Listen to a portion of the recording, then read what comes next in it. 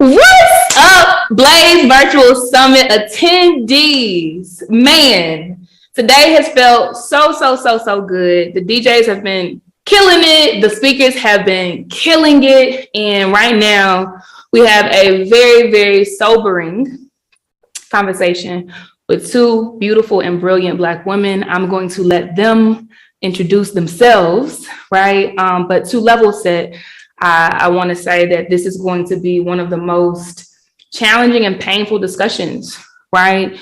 That is not only had at this summit, but that is taking place around the world today. This is not being talked about enough because it's so painful, because it's so fragile, right? And because there are so many folk to blame, okay? But I'm gonna let the experts in the house unpack this thing called Black maternal mortality rates, okay? So ladies, I'm gonna kick it to you. And what I would like for you to share at the top of this conversation is, what your path has been today, right? What that journey has looked like and how it led you to being an advocate, an activist, right? And a servant, right? In the maternal space for Black women. Let's start with you, Tiffany. Thank you. And I love that you say servant because it is a duty of servitude, but I came into this role because, for one, my grandmother was an OBGYN. And so I got a lot of exposure at a young age to birth, and that was in Dominican Republic. So I got to see her operate and work. And then I transitioned from that to getting pregnant at 16 and having a baby and navigating everything and understanding that nobody saw me as a parent. So it was my responsibility, if I was going to do this well, to educate myself. So this was times of the library. So I taught myself how to breastfeed and how to take care of my child and all these things. And then I just kept having kids. And my first experience was traumatic because of how I was treated, not because of the labor. I knew then that I would have a lot of kids because it was pretty easy for me. And so I went on to have kids, and the next kid, I was 19, and I was I'm not on Medicaid, and I got my own insurance, and my treatment is still so shitty, right? And then I was married, and I had my next kid, and then I had my next kid, and I was okay, listen, if I just went along with the okie doke and just did everything that they suggested, then I would be in a much different situation. And so with my last baby, I decided to have a home birth, and I was looking for a home birth midwife that I could identify with, that I didn't have to subject myself to their micro and macro aggressions and their biases that can impact my healthcare. And I couldn't find anybody, right? And so I was well, if there's nobody, I'm already in the birth working field, at this point. I'm then I have to be the person that brings it. And so I later became the first Black CPM in my city. And I'm the only one licensed right now in Columbia. And we're working on getting Candace licensed. So that's kind of how I got into it. Just personal experience and looking at what I lacked in my care and how it impacted my care. And if I wasn't more self-sufficient, how that could have looked very different for me and my children. Ashe. I always love when people use their own pain and their real challenges to produce solutions, because a lot of folks just fake it for so long and nothing gets solved for anybody. So I think that's so dope. Tiffany, could you tell folks where you're based and what the name of your business is? So I'm based in Soda City, which is Columbia, South Carolina, and my business is called De La Flor Midwifery. It's named after some of my ancestors, my grandmothers, and my great-grandmother and my mother. So there's a lot of people named Flor in my family, which means flower. And so my practice literally means of the flower, because I believe the womb blooms and then it closes down, but it's never dead, and it just has life cycle. So I thought it was a beautiful way to honor those that came before me while remembering there's more work to be done ahead. Ashe, I love that. I'm biased towards Columbia because I'm from the Met as well. So it's dope to see you pioneering things there and blazing trails. You're gonna help millions to come. So that's super dope. Candace, let's go to you. What's your story? What has been your path to get here? And how did that lead to this intersection with Black maternal everything? So I'm sure you do a lot of things in this space. Absolutely. So what brought me into birth work was my own birth, honestly. I was 23 years old and no pre-existing conditions. No conditions developed during my pregnancy. And my OBGYN came to my last appointment at 40 weeks, and she was dressed in her surgical scrubs. And she basically ordered me to have a C-section, and she threatened me, and her words still haunt me to this day. What she said to me was that if I didn't agree, then both myself and my baby could die. And I'm like, I've carried this baby this long. And then my mom hearing those fear-mongering words. 2 of her 3 births were C-sections. My brother was natural. My sister was an emergency C-section, and mine was a planned C-section. And so her being indoctrinated by the system and believing, a C-section saved her life, she's like, oh, you should do it because a planned C-section is way easier than if you labor and it turns into an emergency. And so I was afraid. And I signed my life away, like literally felt my soul leave my body laying on that table in the OR. And I quickly learned as I was healing from that my C-section was completely unnecessary. And once I learned what all was stolen from me, what all I did not get to experience, I didn't know what a contraction felt like. I didn't know anything. And I knew that something was missing. I knew that it was taken from me. And so, as I healed, I learned. And the only thing I prepared for was breastfeeding. So our mutual friend, Raven, she added me to a Facebook group, and I studied breastfeeding my whole pregnancy. So I was prepared to breastfeed. And that's where the Melanin Mama was birthed, and actually how Tiffany and I became friends. We met in the Melanin Mama years ago. And so then it's been my duty to help just teach people things they don't know, because you don't know what you don't know, right? And so I didn't know all the things that happened to me in the hospital. So then I just started spreading the gospel, and then I learned about it. And as I help moms with breastfeeding, because then I got my CLC and became a lactation consultant. And after that, I'm like, I need to do more. I'm called to do more. And so then I finally had doors open for me to begin my apprenticeship. And that alone wasn't easy. There were no Black midwives in my city. I was rejected by most of them, ignored by most of them. And then one ally gave me a chance and opened her door to me. And then Tiffany moved down to help finish my training. So I call myself a revenge midwife. I recently had my own VBAC, which is a vaginal birth after a C-section at home with my baby girl, who's now 6 months old. And it was so healing to take back what was taken from me. I have chills now because I'm still processing, how beautiful that experience was. And so when I first went to school, I thought I wanted to be a nurse.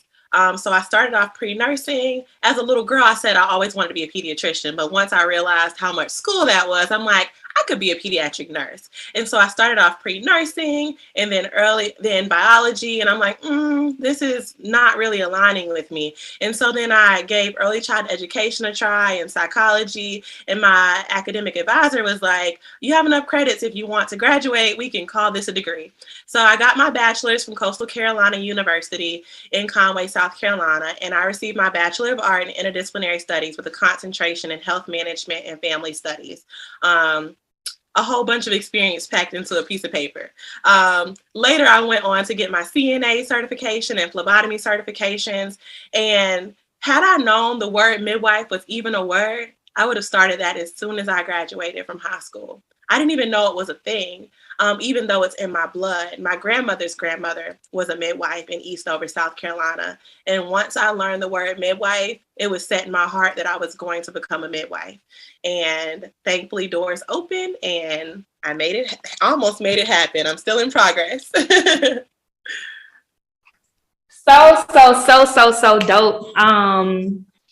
This is a full circle moment for me as well, Candace, because, my first time hearing midwife was, with my grandmother, who lives in Gadsden, South Carolina, right? Would talk about how, they grew up on the farm and a midwife came to birth her. And so she has 2 birthdays, one at the hospital put on the paper and one when it was actually done. Cause the midwife would just send all the papers at the same time. Mm-hmm. But after those stories growing,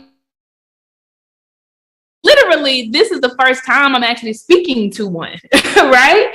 So this is so full circle, and not a distant full circle, but literally I grew up in Gadsden, South Carolina. You know what I'm saying? I went to Gadsden Elementary School right next door to Eastover. My friends, right, in my class were from Eastover. So I'm so proud of you. I'm so proud of our generation and the one after us that is breaking the rules and saying, what box, what rules, like what you mean? Because like you mentioned, this is so healing. This is so very healing. You ladies are incredible. Candace, can you please tell everyone where you're based right now and what the name of your business is? Yes, so Columbia, South Carolina is home for me. Born and raised here, and my business currently is Palmetto Breastfeeding and Wellness, and I am the apprentice, the midwife under supervision at De La Flor Midwifery. Super dope. Love it, love it, love it. Okay, so it's time to go there, right? And folks, I want you to allow your emotions to flow fluidly, right?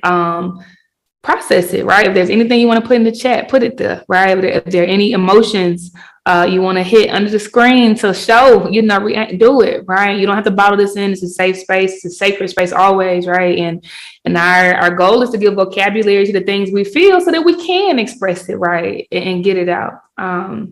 So ladies, just in case anyone is not familiar with the statistics, right, on Black maternal mortality, I want to level set here as well. So everyone, according to a statement released by the CDC in April of 2022, this year, a few months ago, Black women are 3 times more likely to die from a pregnancy-related cause than white women. 3 times more likely to die. Right.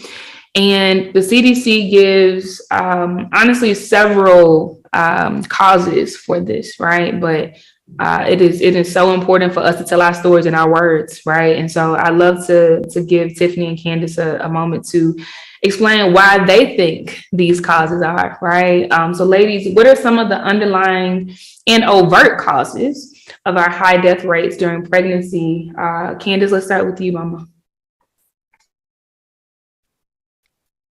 In my opinion and experience, is Black women being ignored by their providers. We can say, I have headaches. Oh, that's a normal sign of pregnancy. But what if it's not?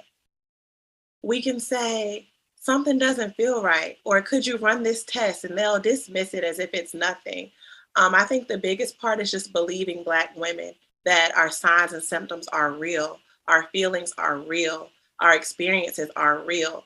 And so aside from everything clinical, like we are the own masters of our own body. You guys will hear me say that throughout this summit, but we are the masters of our own body. And so when people dismiss our concerns, when they don't give us options and when they don't give us options and allow us to even explore other alternatives to be heard, to be felt, and to be seen, that alone is a huge cause for it. And also just the unnecessary interventions that happen, because almost always birth can happen naturally. Like our bodies were created to give birth. And so we go into the hospital system who are in cahoots with the insurance companies, and the doctors get paid more. The more they intervene, the more they get paid. So it's seen as if they're saving us when they're actually causing problems and then attempting to fix it. But if they don't fix it fast enough, then we are still the victims from that. And so to me, that is one of the biggest causes, really, is the unnecessary interventions, them not taking the hands-off approach, which is one of the biggest differences in midwifery care. We have the skills to do all the things, but most of the time we do nothing. My favorite births is just sitting back and watching the body do what God created it to do. So 9 times out of 10, interventions are not necessary. We were created to give birth with nothing, just to be surrounded by women. That's what the word midwife means, to be surrounded, to be with women. So yes, midwife means to be with women. And so the unnecessary interventions is a huge cause of it, just going in there and then wanting to do stuff, wanting to fix things. Great perspective. Oh, go ahead, Tiffany. Yeah. So I was going to say, you said 3 times more likely, but it can be up to 8 times depending on where you are located. Where you're located makes a huge difference. 3 times is a lot, but it's not even the highest. It's not even the highest occurrence. And so, in my opinion, it's a couple of things. For one, we have to understand like how colonization is still wreaking havoc in our communities, in our wombs, in our children's lives, in their education systems, in redlining in every capacity. And so what I mean by that is that colonizer Dr. Sims, the doctor and founder of gynecology and obstetrics, right? The person that has these statues built, he practiced his techniques on non-consenting Black women with no anesthesia. That is the foundation of the system. And if you consider that, then it's not far off, right? So that's why they don't ask for consent. Hey, I'm going to check you now. Hey, I'm going to start an IV now. The language that we use in healthcare is important. I don't touch a client without asking them, is it okay if I take your blood pressure? That's a blood pressure, because it's important for people to be empowered and understand that I am working for you, right? And my job is to make sure that you're safe, that you're educated, but you are responsible for making the choices for your family. That's not a job of any healthcare provider. And so overt macro and microaggressions are a big reasons why we see that. And a good example of that is just a personal experience that I had. Like, I was talking to one of my doctors before I became licensed and a midwife. I was younger in my early 20s, and I was like, hey, like, I've had a couple babies with you. Like, you always send me with Similac and Enfamil. Like, you've never talked to me about breastfeeding. Is that not standard in your care? And he was like, oh no, Black women don't breastfeed. I don't talk to them about that, right? He wasn't overtly racist. He never treated me bad, but his perspective on who I was as a woman impacted the information I had access to and what I was worthy enough of learning, right? And so that little bit of implicit bias can take your life. And ultimately, these words are beautiful: implicit bias, micro and macroaggressions. I just like to say racism. The system is operating in the way it was initiated. Until there's reform, there's not going to be a change, and we're not going to see improvement in that numbers, because even having a Black OB, you can have the same experience. And that's the part that's hard. People are like, oh, if I just get a Black OB, no, the system is broken. And because, well, it's broken for us, it's not working for us. It's functioning and profiting those who it's supposed to function and profit for. But for us, it's time for us to start taking a look at, like, okay, well, you're telling me that my baby's going to die. Like, can you give me more details on that? I'm going to get a second opinion. I'm going to consult a midwife. I'm going to seek out other things before I put my life in the hands of someone that maybe I shouldn't trust with my life. Well, such good perspective, right? One where Candace said, believe Black women. That is a huge solve for so many things in life. Just believe us, right? Like, we do feel pain. Contrary to what the founder of gynecology said, right?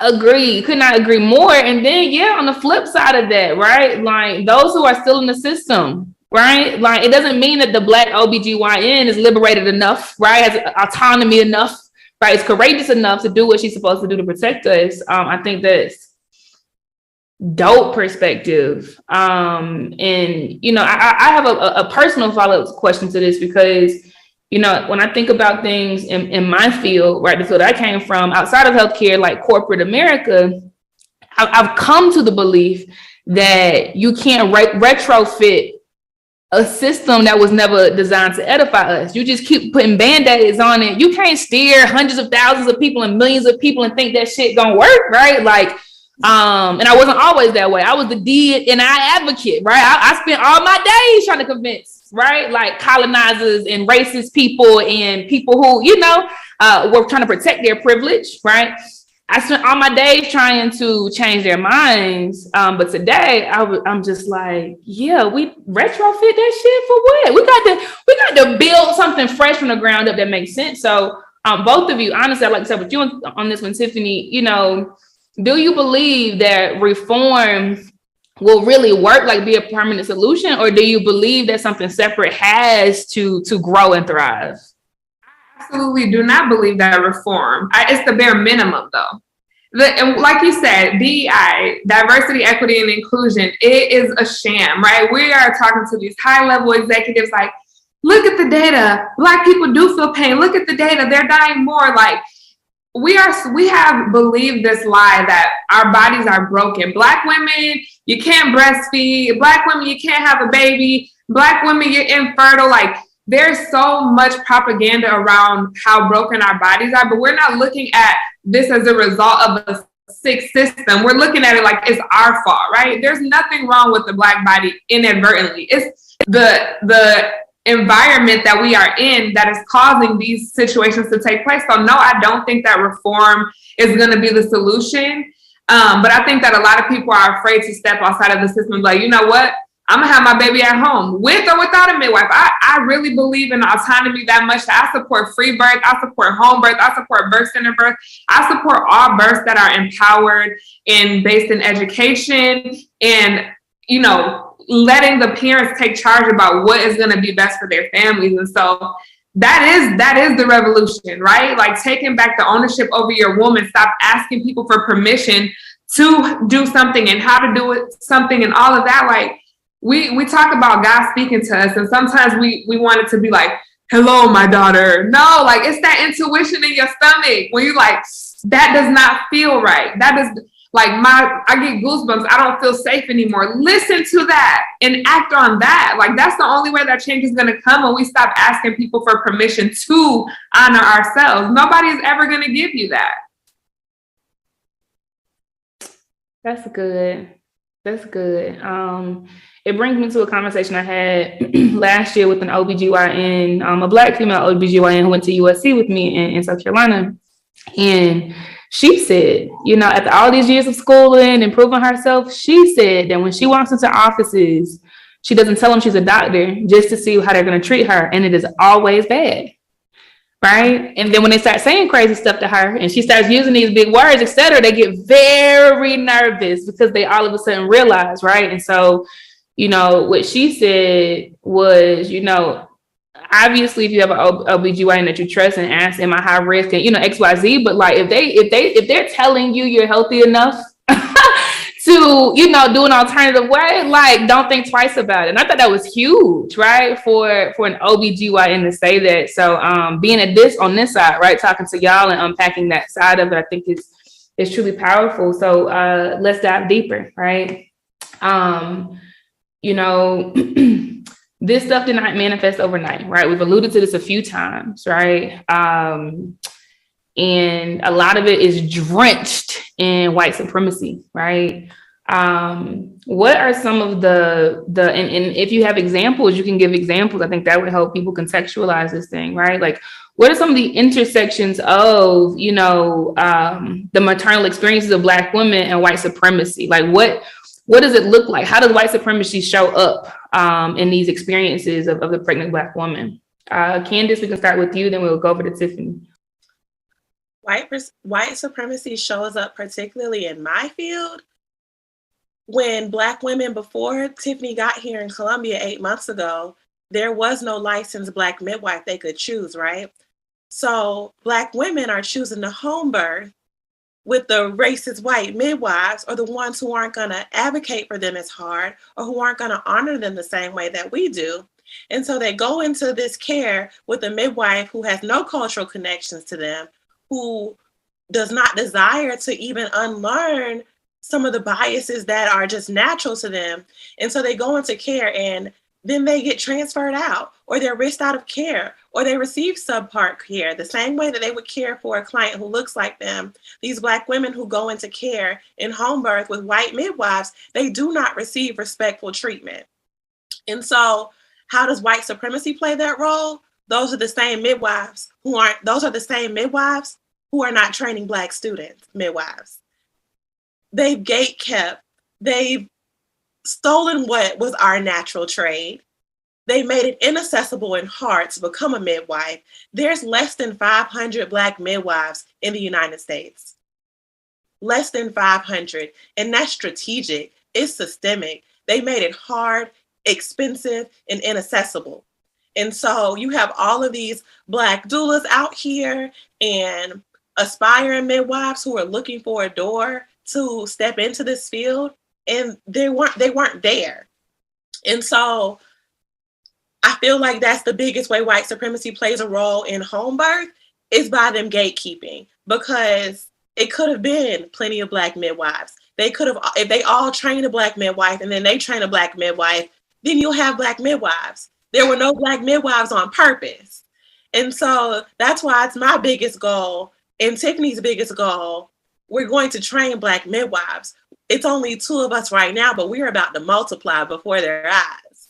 So as far as home birth goes, white supremacy for sure, with the gatekeeping. Overall, I mean, we're the minority though in every system though. So really just the inaccessible to care that looks like you, because that does make a huge difference.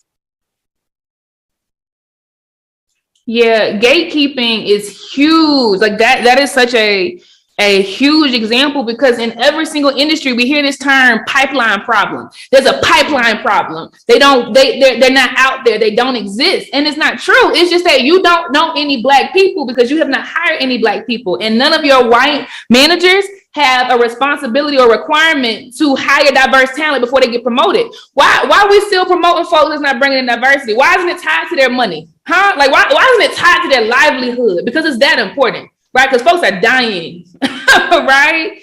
I love that. And that is so real. And to that point, like even the people that don't want to admit, right, that they are biased and prejudiced, etc., right?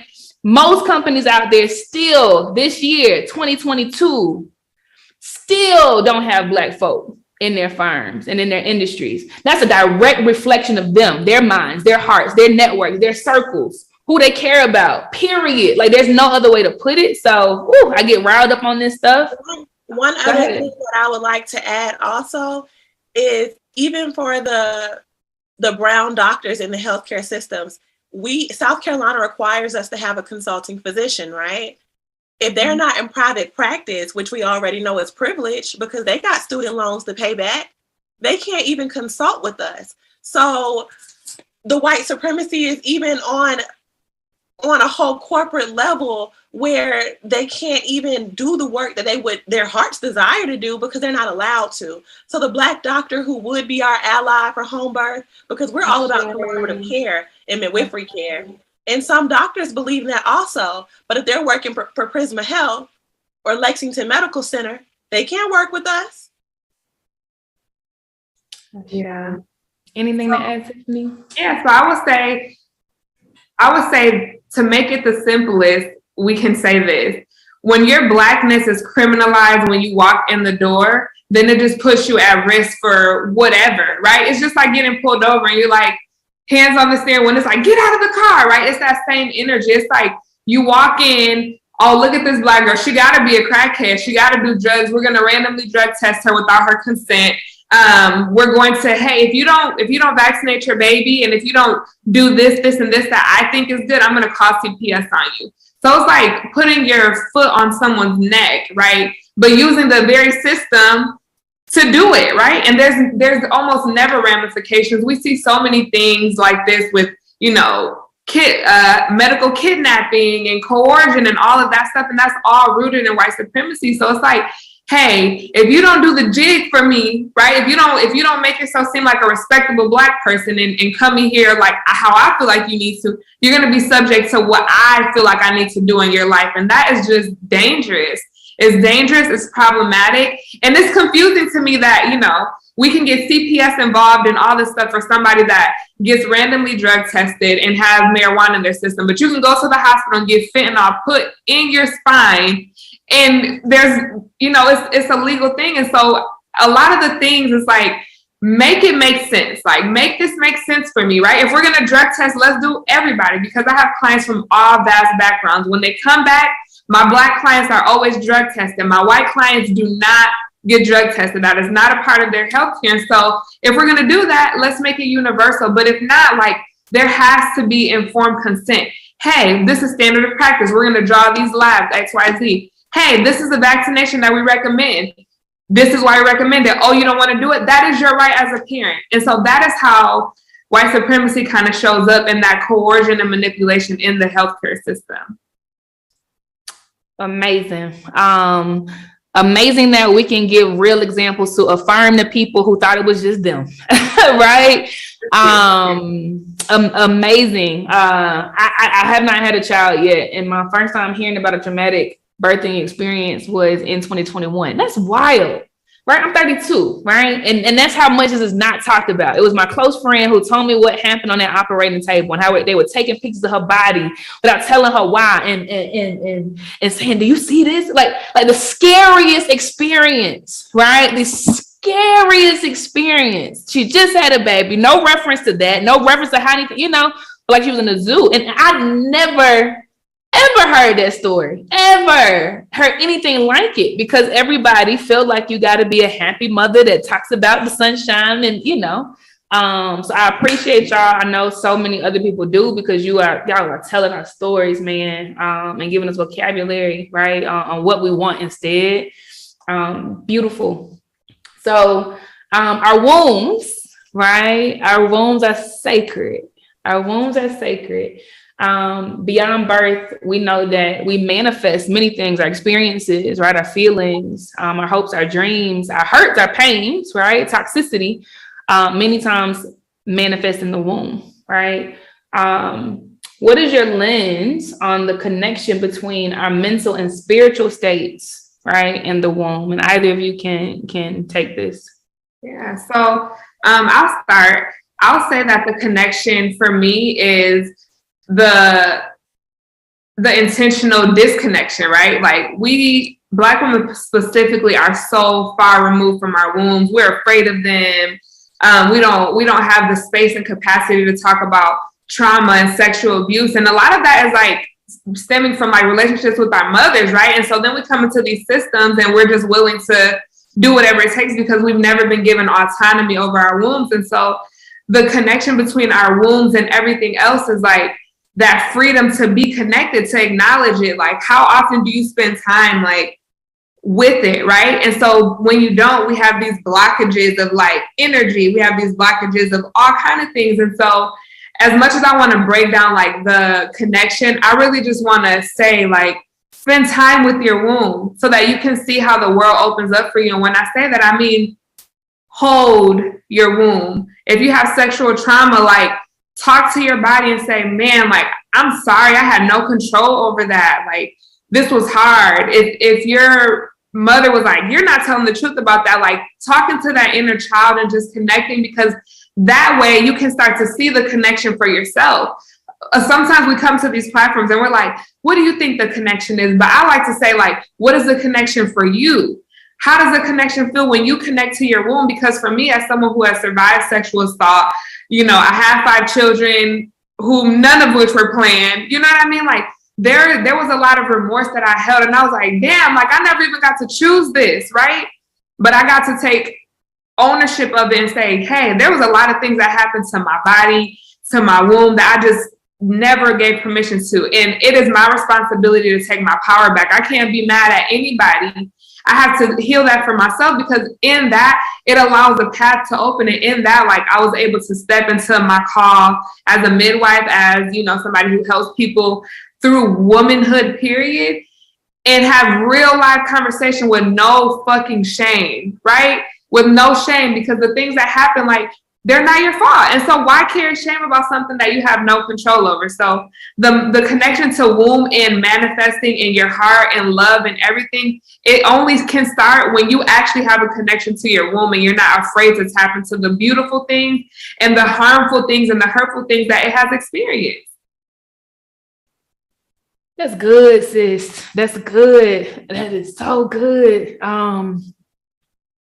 Because it makes me reflect on my relationship with my wounds and the things I don't ever talk about, the things I have never uttered until right now. You know, when you said, you know, mom saying, I don't believe you're telling the truth and things like that, right? Like, it made me think about when I was a little girl growing up in Gadsden, right? And my grandmother who was raising me would say stuff like, you know, at 5, you know, you fast. Why you walking like that in that store having a meal looking? I'm 5, you know? or calling me heifer instead of my name, for long, you grow up with that, right?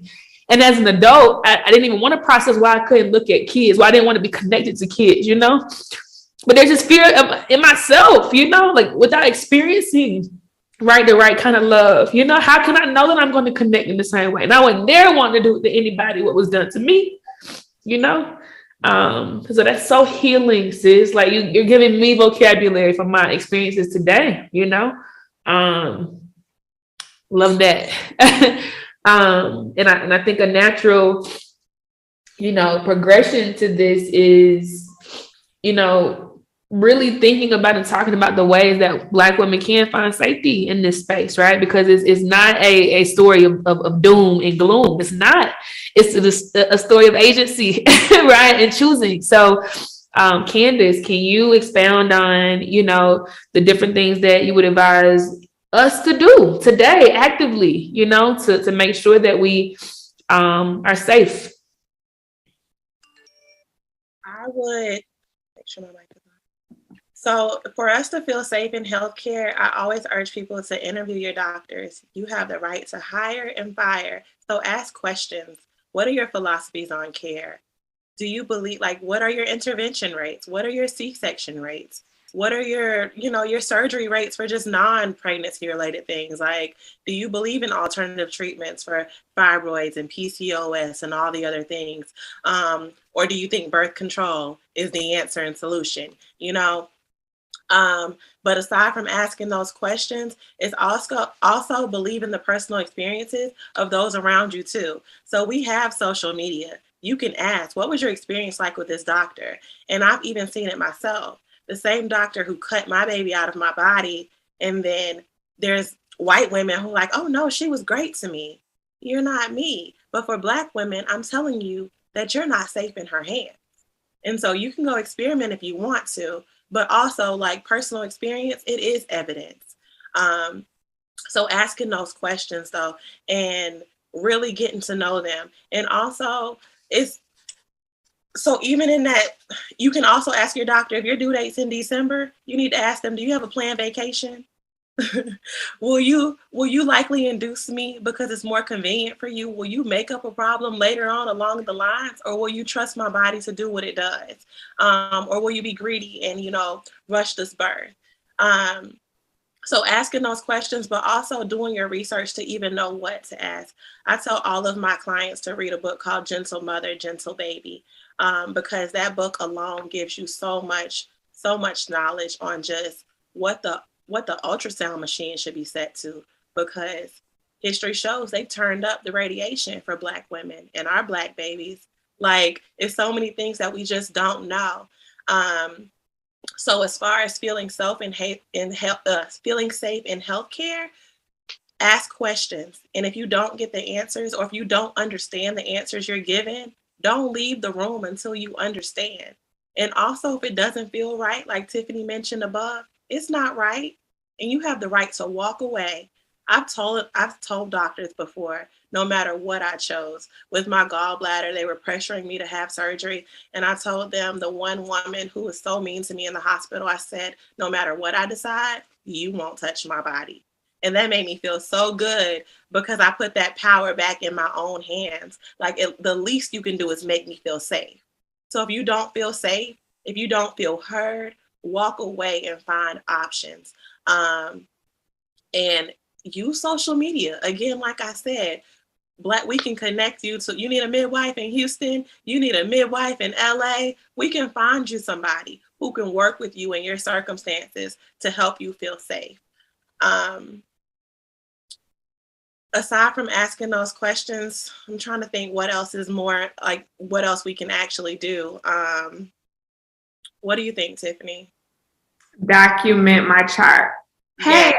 I have a headache. Oh, it's fine. Document my chart. I asked you to draw these lines and you're telling me it's not important. I tell everybody that, because one example I had of that, a lot of times people say oh, you're just a midwife, right? I'm just a midwife that has saved a lot of lives, a lot of lives. And I had one client who I was like, you have blood clots. She was like, no, I don't. I went to the doctor. I was like, go to the emergency room and have them check. She called me, she was like, they're trying to send me home. I said, tell them to document your chart that they're refusing to give you the test that you need to rule out blood clots. Do you know she had blood clots all throughout her body?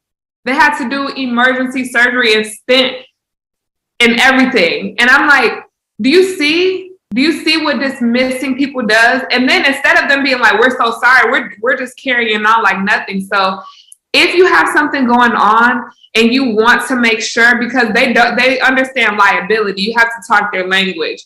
Okay, I'm telling you that I'm presenting with this, and this. What does it cost you to run these damn tests? Run the test. If they come back negative, fantastic. Now we know for sure. But I'm not going to play with the life of anybody when there's a simple test that I can do to rule it out. If you're not going to give it to me, document my chart that you're refusing me care. And they're going to do it. And so you have to learn how to do that. And if you can't, prepare the people that are supporting you, because in birth and labor is vulnerable, right? You might not have the language, but your baby daddy, your husband, your granny, your mama, they're going to have to learn how to speak up and say, hey, we're concerned about XYZ. She's saying that she's having this presented. She's losing a lot of blood. She's dizzy, whatever the case may be. Test. And if they say no, document my chart that you are refusing me care. That has been the lifesaver for so many people. And one other important tidbit I'd like to add, especially for people who have survived various forms of abuse, you deserve to feel safe. You don't have to have a doctor's hands all in your body. You can say, no, thank you, because guess what? When it comes to birth, your baby's going to come out whether you know if you're 3 centimeters dilated or 10. When it's time for you to push, your body won't stop you from pushing. Your body is going to do it for you. It's called the fetal ejection reflex. Your baby's going to come out. So you don't need a doctor's hands all inside of your body violating you for you to know when it's time for your baby to come. So no matter, and that's a lot of reasons too why some people don't go to doctors. They don't feel safe. And so just know that your body is yours and you have the right to decline any and everything being offered to you. You don't have to agree just because they say with the I'm gonna check you. No, you're not. And first ask me permission and I'm declining.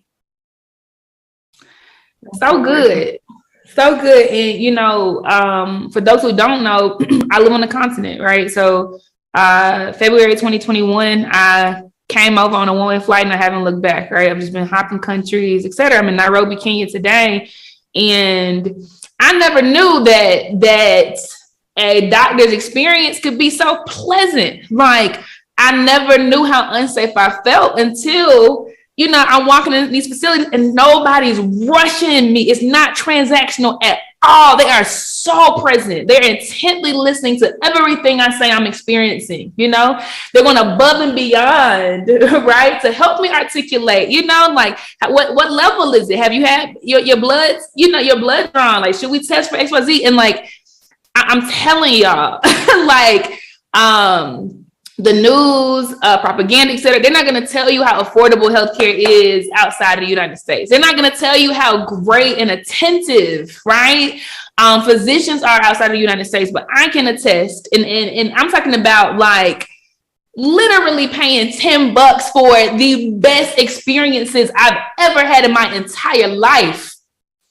Feedback on my blood cell count, so many things. Literally, them sending me home with vitamin C, zinc, vitamin D, etc. Because they're like, yeah, your blood cell count should be higher than this. Let's build your immune system, right? And I had a scratchy throat, like just amazing, right? And so, if you are an entrepreneur that is considering, right, being a digital nomad, note that it does not come at the expense of your health. It does not. It does not. The grass is so much sweeter outside of colonialism, to be very frank, right? Because there are people who give a damn about you, Black woman. You are not a burden.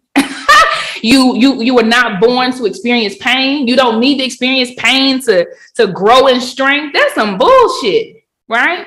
It's a very convenient lie for people who want you to bear the brunt of everything on your back. You should feel good. You should feel ease, etc. So I say everything you ladies have said, and I'm just happy that I can experience this every single day, right? Where I am seen by men and women and they patient with me and they go, but like, I don't I don't have to wonder, right, whether they're being thorough. They sending me home every time with sheets and sheets of my complete health care, no matter why I go in, right? And that's for mental health as well.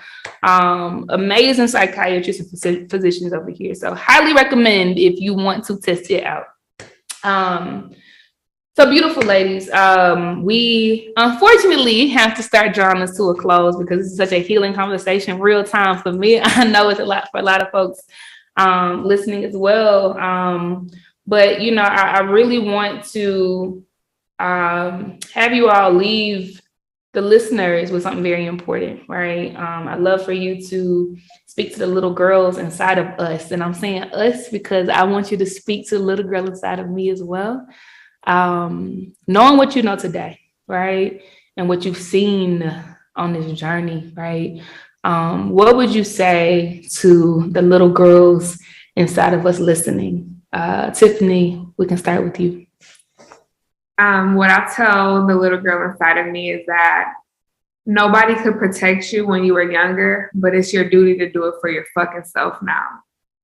And that is something that heals so much in me because I always was looking like, why does anybody like make this stop? Like, why does anybody make this stop? But it's like, now it's your job.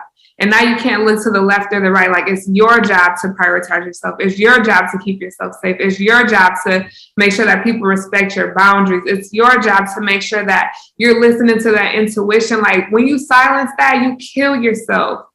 Start listening to your intuition. If you're driving down the street and it's like, don't go that way. Don't go that way. Listen. And you'll see your path just begin to open up. But what I tell the little girls, I got you, mama. I got you now. Ashe. Candace?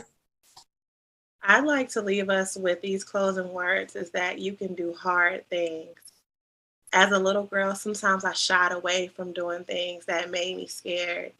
And now every day I'm afraid and I get to face it. Not only I can acknowledge and accept where I am and how I feel. My feelings are real, but I get to do all things. I'm literally living my dream. And as a little girl, just playing with my Barbies, I had a little pregnant Barbie where the little baby fat into her belly. And I spent over $100 to buy one recently last year. I bought myself that same doll I had when I was a little girl. And it's that you can do hard things and you can do everything you want to do. And working with Tiffany, for all the mamas out there who are still finding their way to where they're headed, you can do everything with your baby by your side. I get to bring my baby to work with me shamelessly.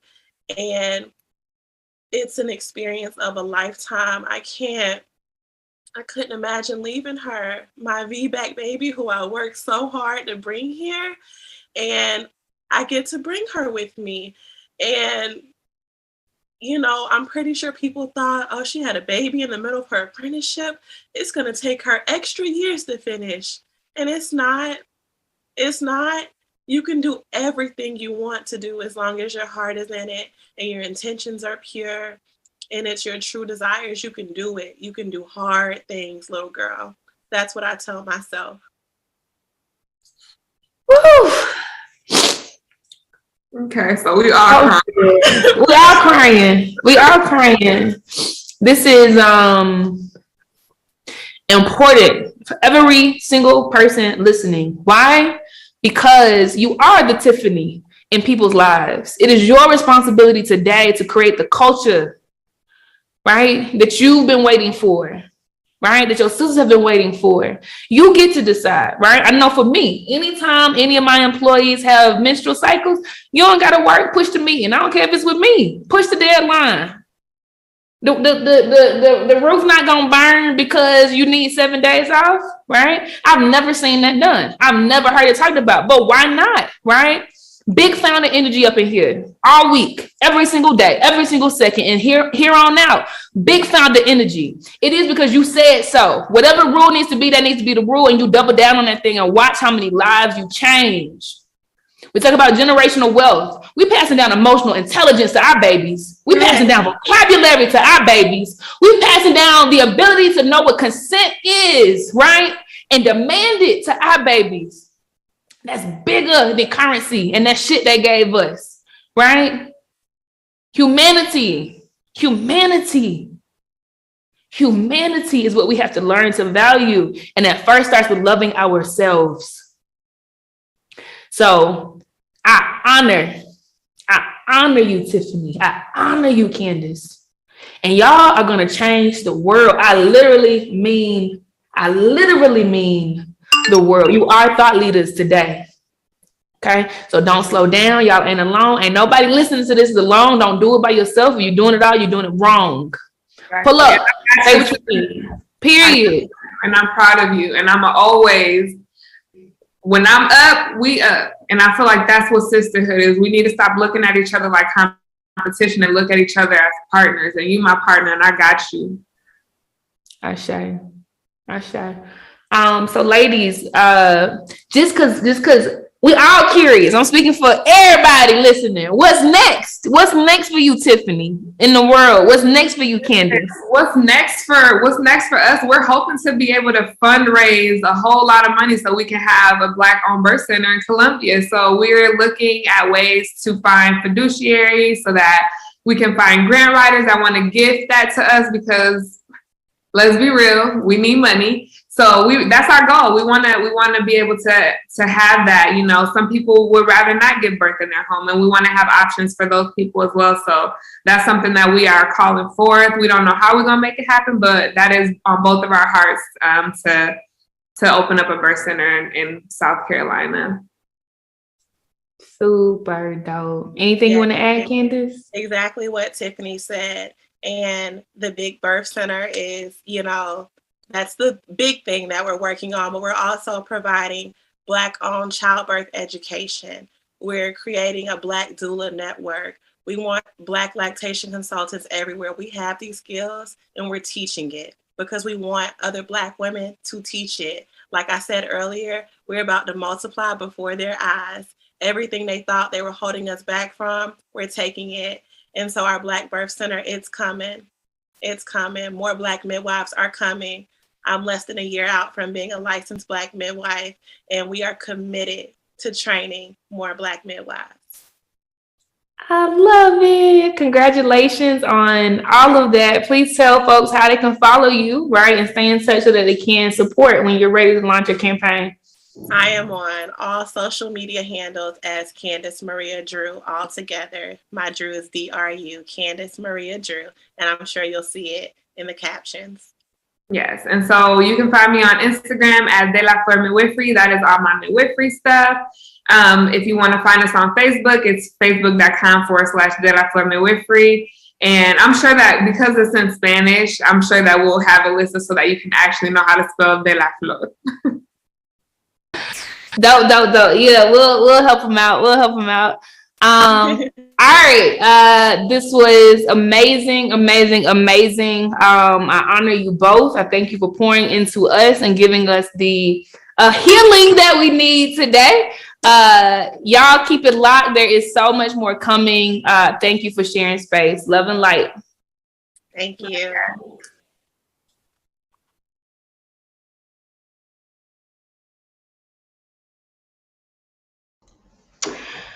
Woo! Tiffany and Candace are absolutely phenomenal. They've been answering questions in the Q&A bar. They've been getting flowers and praises and my shades in the chat. And big kudos to every single person who is here right now this very second. Some of y'all are 7 sessions in. It has been a day. We've been crying. We've been reflecting. We've been tapping into a little more and more that little girl on the inside. Okay. And so kudos to you. I honor you. There's only 1 session left, and that's it. Okay. There's only 1 session left, and that is a live journaling wind down with Neff, my girl Neff. She's super duper fire. So I'm so happy she's doing this. This is on transgenerational trauma. Okay, so I ask you right now, because we're starting that in less than 4 minutes, to get your notepad. There are no more sessions after this, okay? You can feel free to do what you want to do after this, but get your notepad. And this is real time. She will be able to read your comments. She's gonna do what she wants to do, okay? I've already told her that if she wants to ask me some questions real time, I have no idea what she's gonna say. I'm happy to answer live, right, and literally be the example of what this experience is, and fully lean into it. I have no idea what's going to come, but I know it's going to be edifying. So definitely grab your notepads. Okay. Thank you, Raven. Raven is my production assistant, holding it down, y'all. Raven Walker in the chat.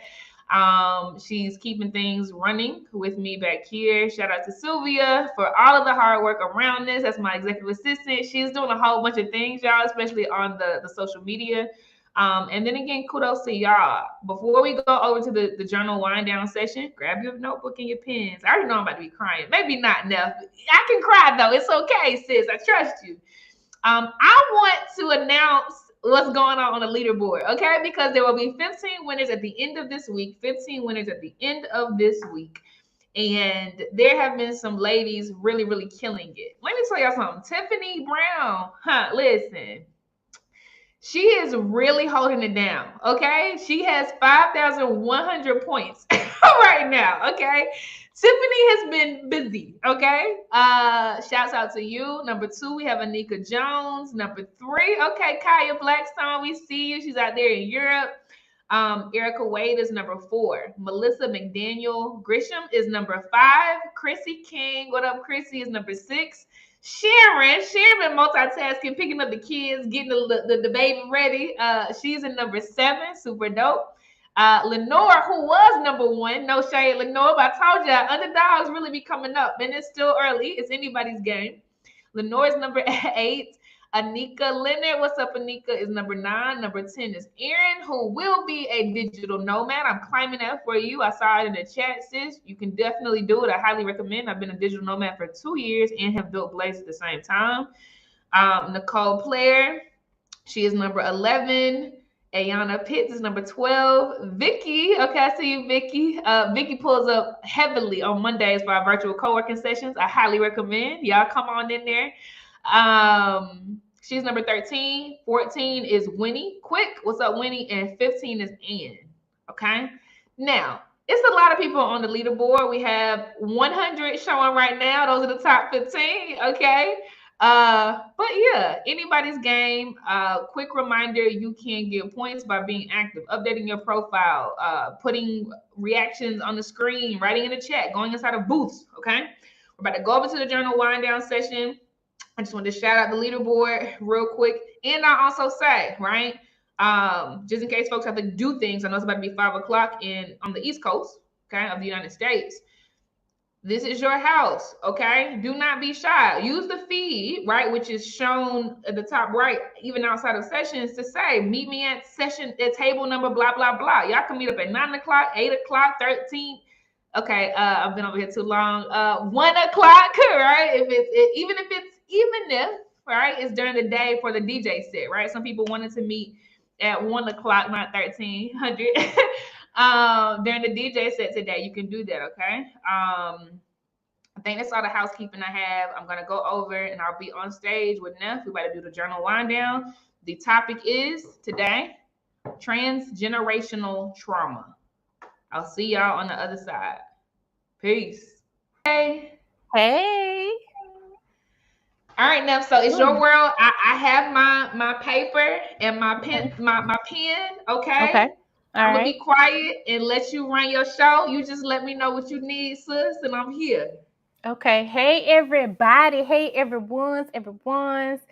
It has been an impactful day. I wouldn't have expected anything less if it has Casey's name on it. Casey, you know, I tell you all the time, I'm going to give you your flowers every chance I can. So I am like in awe of you being miles away from us, but you're still so consistent and pouring into us and engaging with us.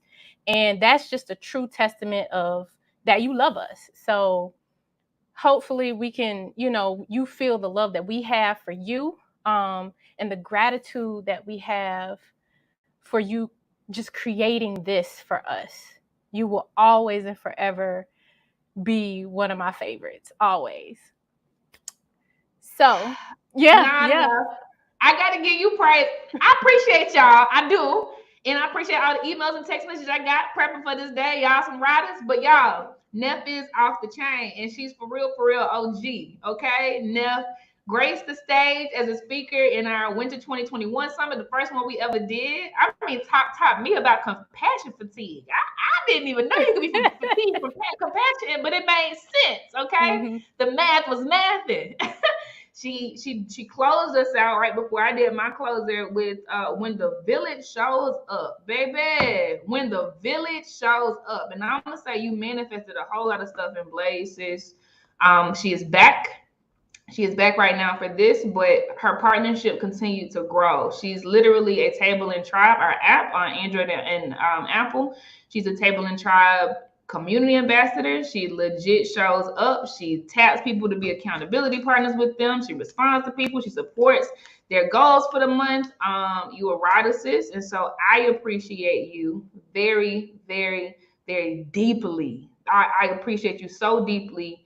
And I look forward to continue partnership with you. So thank you. All right, now go ahead and tell people who you are now, because you don't skip over who you are. All right, I'm on mute. Tell me what you need. All right, so I am Nefertiti McGriff. I am a certified life coach, a pre-licensed mental health counselor, certified trauma professional. I am the founder of Transcendent Living. And what we do, we offer clinical and coaching services, but we specialize. So we address anxiety, grief, depression, emotional trauma, but two very specific things that we address or specialize in is those women, adult daughters who are contending with a mother wound. And so what a mother wound is, having that very toxic or complicated, just a strange relationship with your mother. And it's starting to be talked about a little bit more, but we're not really honest about those kinds of things. We're really not honest about the way that we feel when we see our mother's name come across our phone and we're deciding, should I answer this? Do I have the energy? Can I give her what she needs right now? Am I in a place to even deal with this? You know, we don't talk about how it is that we want a hug from our mothers, but it's so awkward because she's not used to being affectionate, but we're affectionate, but we get told that we're being sensitive or that we're soft. We don't talk about these kinds of things. We don't talk about how we're holding that resentment for mama not protecting us when we needed her the most. And so with that, every Monday, there is from 7 p.m. to 8 p.m. Eastern Standard Time, there is a Release What Mama Did support group. You can go to my booth. You'll see how you can register for that. In there, we talk about any and everything. Now, I do want you to realize that it's not something like, yeah, we're going to talk our crap, of course, because that's part of the healing process. However, the release part is the most important piece of it. So you speak your truth. You speak what it is. However, this work is about you. It's not about mama, because mama did it, and there's no changing that. However, it is about you, how you're showing up for yourself, how you're showing up in your job, you know, your own job, the job that has your name attached to it, how you relate to people, you know, all those kinds of things. That mother wound runs deep, and it can be passed down through transgenerational trauma. So past that, the second thing that we specialize in is victims or survivors of domestic violence. Just recently, I was featured on Fatal Attraction on TV One. It was regarding the case of Makiva Jenkins. Thanks, Casey. And unfortunately, her relationship ended in a demise where her husband thought he was still the beneficiary of a $500,000 insurance policy. And so giving, you know, tips about how you can see those things coming from afar, but also helping women to have a safe space, You know, even if you're still in that relationship, there's no judgment. I've been there. I know what it feels like to have a gun pointed to my head saying, if you leave, you leave in this way, not out that door, but by the bullet in your brain. I know what it feels like to be drugged down asphalt, to have rocks thrown at the back of my head. I know what that feels like. I know how it feels like to still not feel safe after leaving that relationship. But I also know that 1 in 3 women who choose to go back to their abuser almost end up gone. We don't see them anymore. So those two very special things, we make sure that we focus on them. We make sure that we give the women who come to us for that support the space to speak their truths, to recreate their own atmosphere of safety, to, you know, and we honor every single thing of that. So if you are sorry, I'm looking at this request, I'm going to accept it. So that is what Transcendent Living does. We make sure that you are in a space to live freely, fully, and fearlessly. Those are our hopes for you. And so now that you know what it is that Transcendent Living can support you with, let's talk about some of this transgenerational trauma. So it can be, sometimes it is identified as just generational. Sometimes it's defined as intergenerational. But what it really is, it's the trauma that's passed down through generations. It's something, like I said before, the mother wound that can be passed down from, because maybe mama's treating you because that's how big mama treated her. And Casey, when you said in that panel discussion being called heifer and not by your real name, that is trauma. That's trauma being passed down. No, call me by my name. We're not doing that. I'm not a cow. Don't do that. You know, but when you're at that age, you don't know. You just know it hurts. You just know it hurts. So trauma is passed through our behaviors or family customs, like name calling, and it is induced, or it can be induced, through in utero exposure. So what does that really mean? Well, the cortisol levels, the different hormonal changes that mom may be experiencing while she is pregnant with baby. And those things lead to what we call epigenetic changes. So those are potential inherited changes in the genome that can be induced by environmental events. So this thing is real. It's not something that we just made up. Hypertension, you know, all those kinds of things. And in the Black community, we are extremely vulnerable to that because we have to deal with not only racism, because the systems that were built were not built for us to thrive in. So all day we've been talking about how differently we are treated in the medical field. And it's real. It's very real. I went to a male white doctor and I told him something did not feel right with my body. And he told me, "You're just overreacting." Overreacted about what, sir? And so I went to a Black woman and she confirmed, you know, a diagnosis that I really needed to get on quickly, very quickly. So, you know, the trauma that I inherited from that, not just from him, but from my mother, holding on to what her mother did and what her mother did, you know, and all I get is a scripture. I don't need a scripture at this time. Mama, I need you to mother me. I need you to hold me. I need you to hug me. But that didn't happen. What I had to do was set that boundary. Mom, I understand this is how you're dealing with it, but this doesn't help me.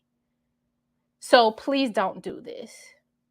It took her about a good 5 minutes to understand where I was coming from, but I stood firm on that. This is not what I need. This is probably helping you not be uncomfortable, but this is uncomfortable for me. So back to the generational trauma and the systems not being built for us to thrive, but just to give us a glimmer of hope, but it still keep us in that turmoil.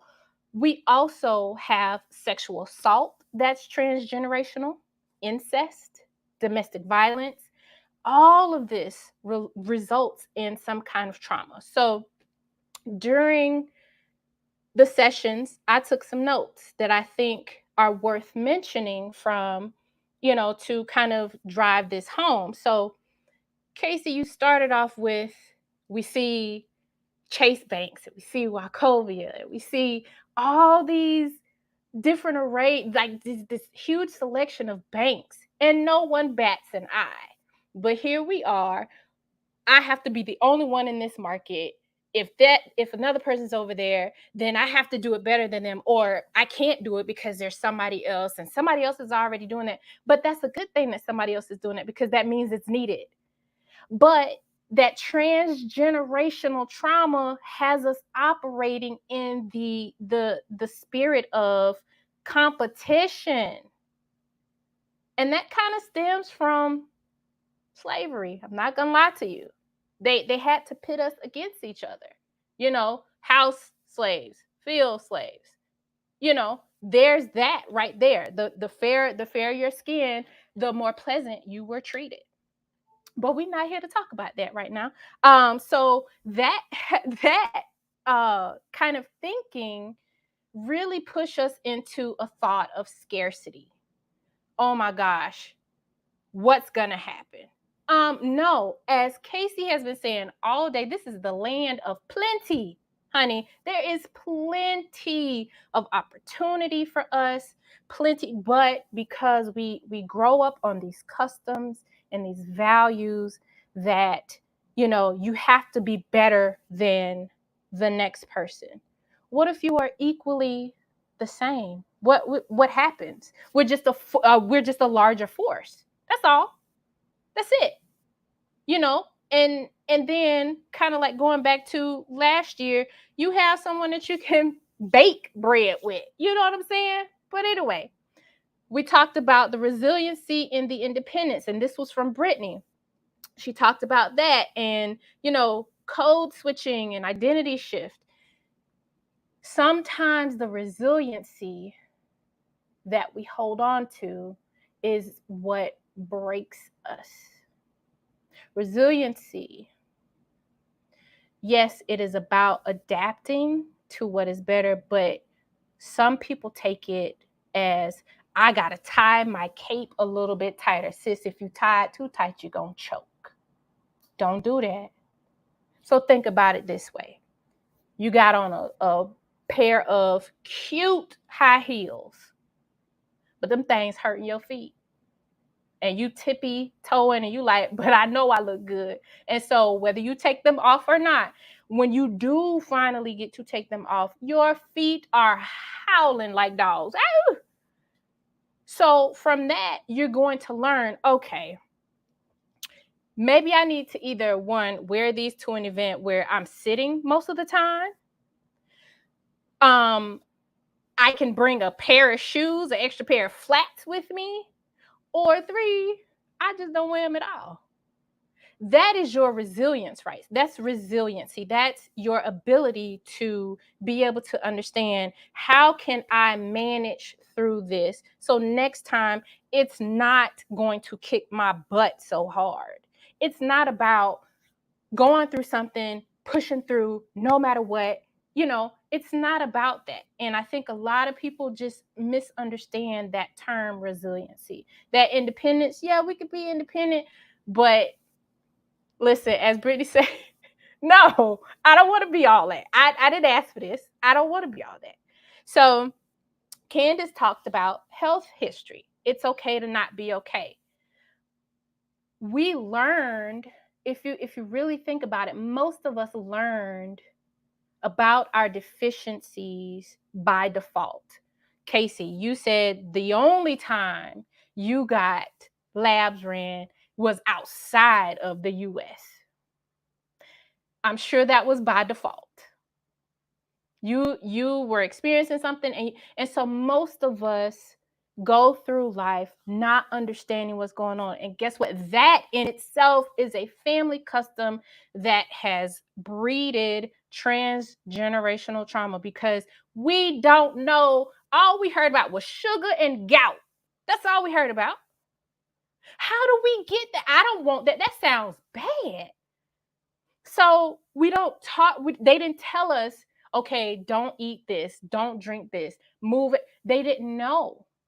And if they did know, because you do have certain elders that they do gatekeep, because they feel like, oh, if I tell this, then I'm gonna feel shamed. I'm going to feel too vulnerable. And feeling too vulnerable, that can lead into other things. Okay, so when we don't have our elders telling us, hey, I have history of, I'm just going to pick diabetes, and so when we go to the doctor and they ask you for that family chart, and you say no for mom, dad, whoever, and they're like, okay, well, you got it from somewhere. You inherit it. And then when you go back and you talk to your folks, and I've experienced it with my mom. Hey, mom, so the doctor said, and this is a true story, the doctor said she did a wellness check on me, and she said that there is heart disease in my family. I am a candidate if I don't continue to do the things that I need to do. And she's like, I don't know. I don't know. Ask my dad. He's like, no. Okay, so either the test lied to me or y'all just don't know. I kid you not, 3 years later, my mother had to have a triple bypass surgery. She had artery coronary disease, or however you say it. And so now in my head, I'm thinking, okay, here it is. But this is that trauma that keeps us in the dark. But now, unfortunately, that happened. But now I know, okay, that's what that test meant. So now I know what I need to do. So that in itself is a trauma. I was traumatized by it. She's traumatized by it. My siblings are traumatized by it. And so now everybody, instead of being proactive, now we're all reactive. So we also talked about, let's see. No, that was it. So with those notes, I feel like everything is meant to be. Whatever was said today was meant to be, and I think it fits so perfectly in what we're going to do. And so when we talk about trauma, and I really want you to understand how it impacts your brain, the senses. So sense memories play a huge role in trauma. Like, there was a comment earlier in the chat where it says the body keeps score. And that's a great book, by the way. And it does. That's very true. It's pre-verbal trauma, when the senses remember the trauma, but someone doesn't have a verbal memory of it. We live that every single day because it's encoded and it's engraved in the brain. So think about this. As children, we don't have an existing framework that helps us interpret trauma. The first thing we learn about the world, boundaries, coping, communicating, everything is through our families. And then everything else we learn about the world is through experience. And we carry all of this with us. And then you wonder why we're not able to problem solve. So now that I have given you this rundown of what transgenerational trauma could look like for you, now's the time to get your pens and your paper. And my first question to you, What do you feel about today's summit and why? What do you feel about today's summit and why?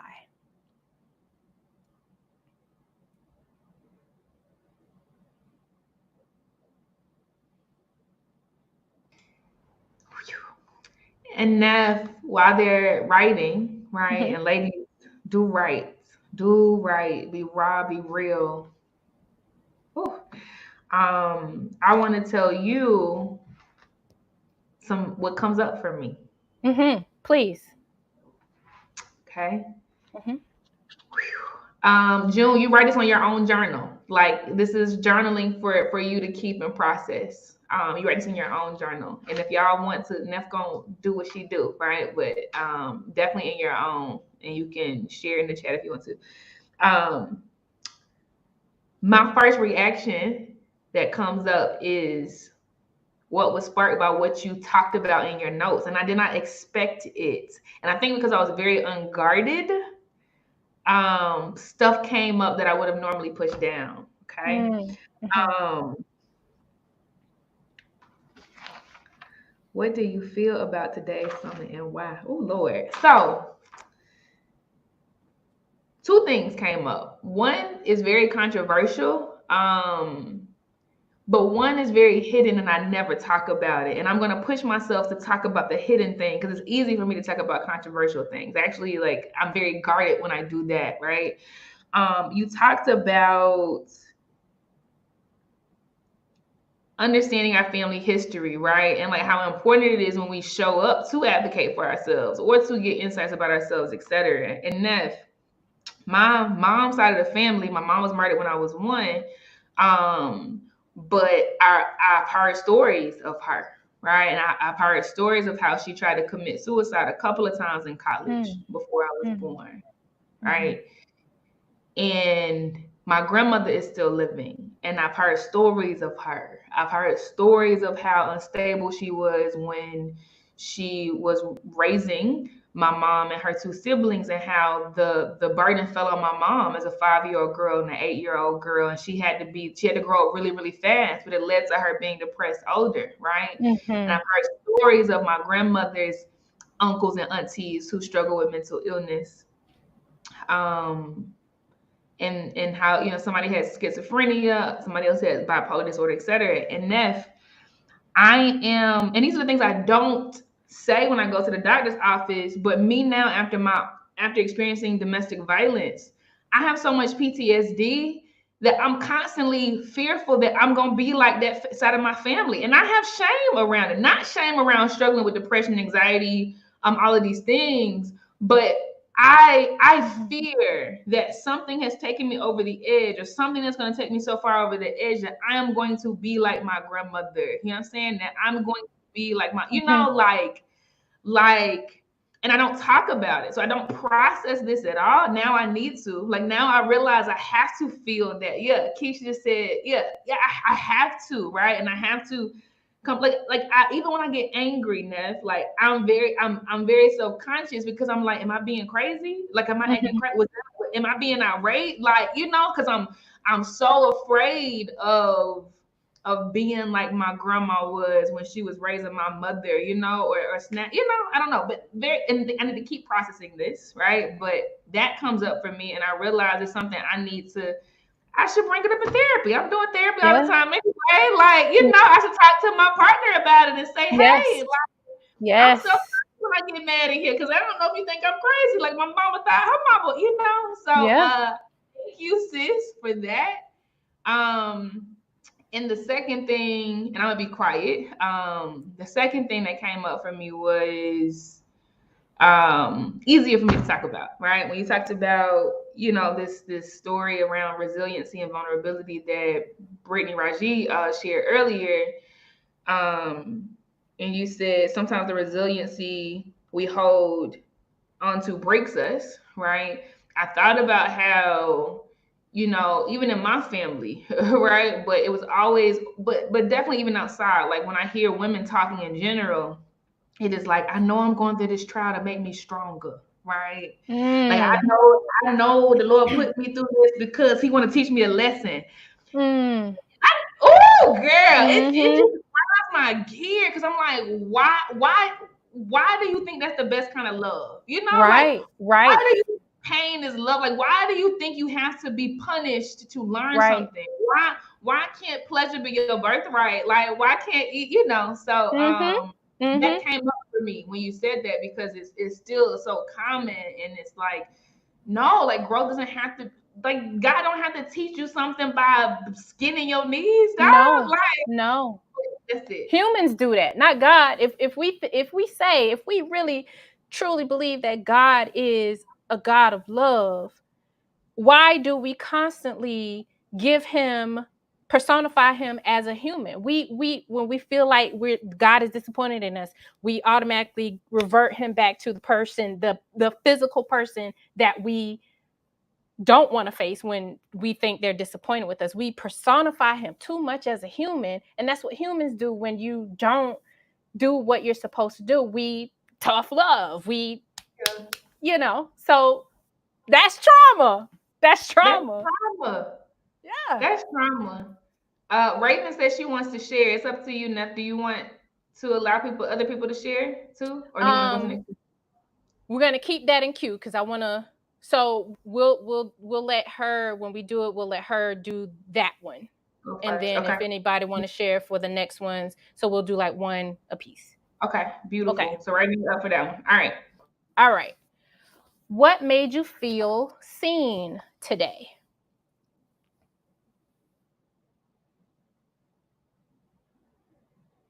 What made you feel seen today?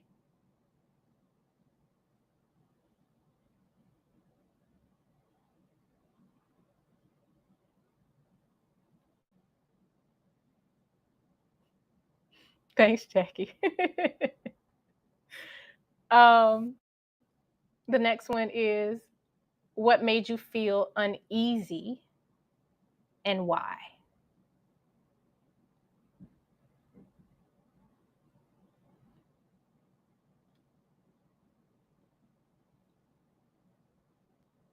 What made you feel uneasy and why?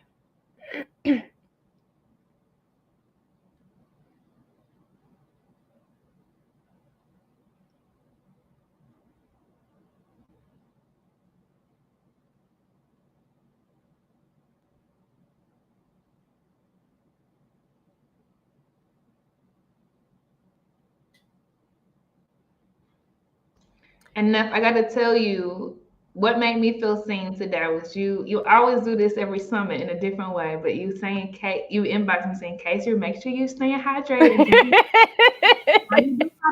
Make sure you're drinking your water. I gotta make sure you're good, baby.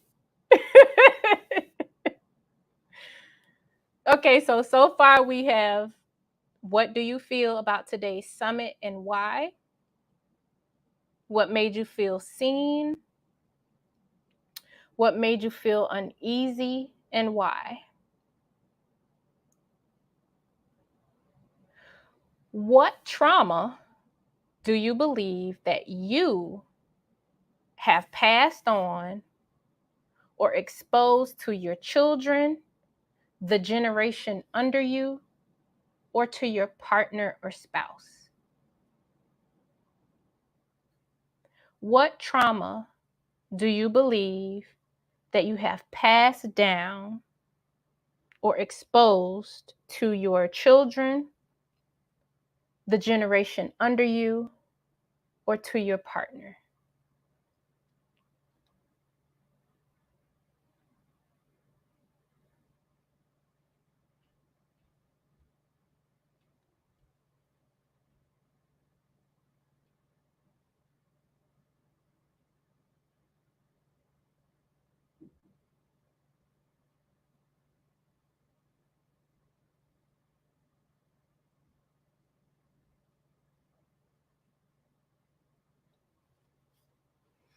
Okay. Is there anything that you grieve from your childhood?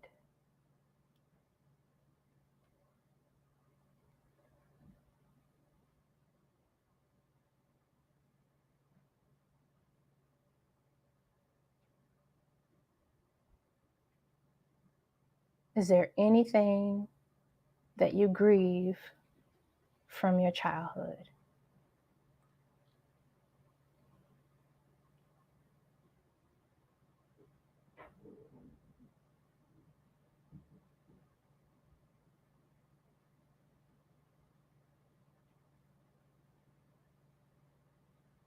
Is there anything that you grieve from your childhood?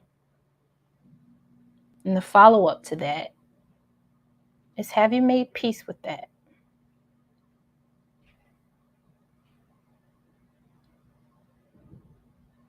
Is there anything that you grieve from your childhood? And the follow-up is, have you made peace with that?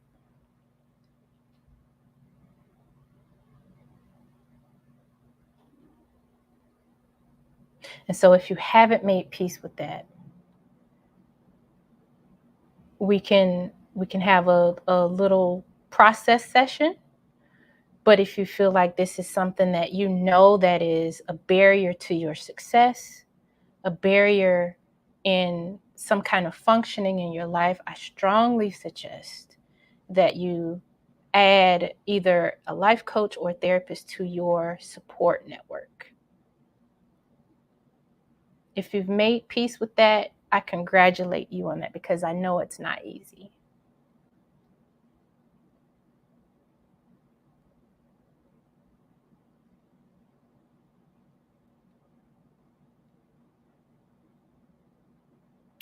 What is one thing that you have noticed that you inherited from transgenerational trauma? What is one thing that you've noticed that you have inherited from transgenerational trauma? And this can be something that has attacked your immune system. It can be the way that you communicate. It could be customs that you have realized that you've kept. It could be anything that has kind of caused some kind of imbalance in your life. The question again is, what is one thing that you've noticed that you have inherited from transgenerational trauma?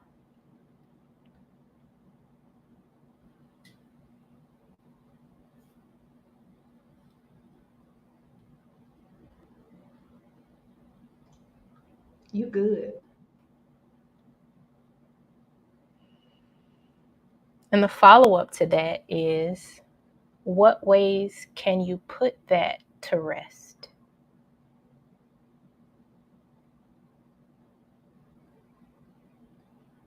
What ways can you put that to rest? And so if you are struggling with deciding on what ways to put this to rest, that means you either need to let this be for now, and when you have time, go home,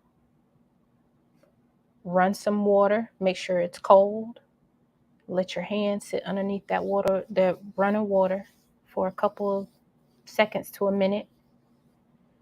Breathe, and then change it to warm and see, experience the change in that temperature, but still let it run from your wrists down to your fingertips. Help regulate yourself that way. But you need to come back to, at some point today, what ways can you put that thing that you inherited to rest? Because if this is no longer my burden, then that needs to be no longer your burden.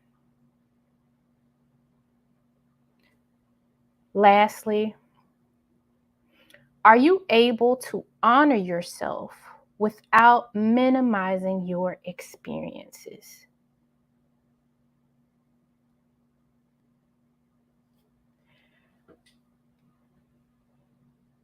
Are you able to honor yourself without minimizing your experience? And so what that could look like, because we minimize our experience, oh, it was nothing. Yeah, it was something. Because it's from you. It was a big deal. Well, yeah, I had this experience, but who doesn't? Doesn't matter about who doesn't. You had it. So are you able to honor yourself without minimizing your experiences? And so all these things, I hope that you're able to understand that transgenerational trauma is something that you inherited, but it is no longer your burden. No longer your burden.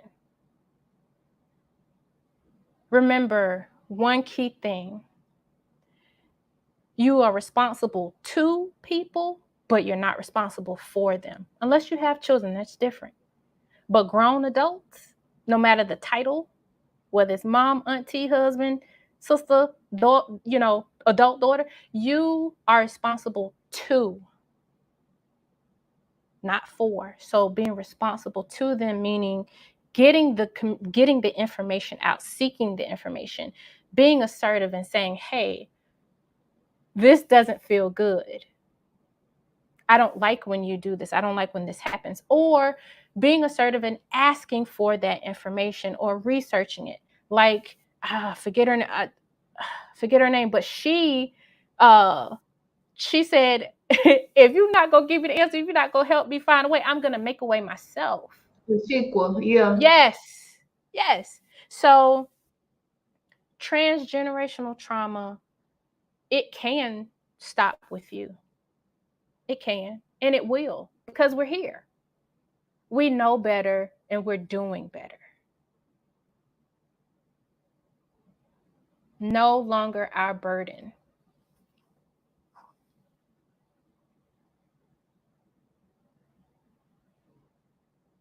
Okay. So you said, what was the young lady's name who wanted to answer? Raven. Yes. Okay. We're ready. Raven, feel free to hit the hand button and come to the stage. Well, honestly, sis, you in the booth. So let me just unhide you. Okay, there you go.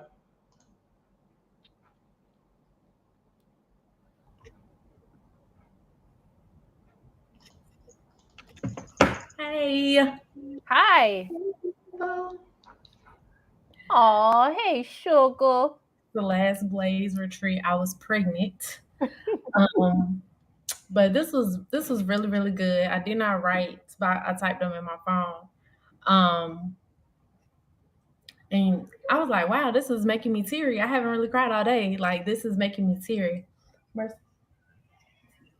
Move back.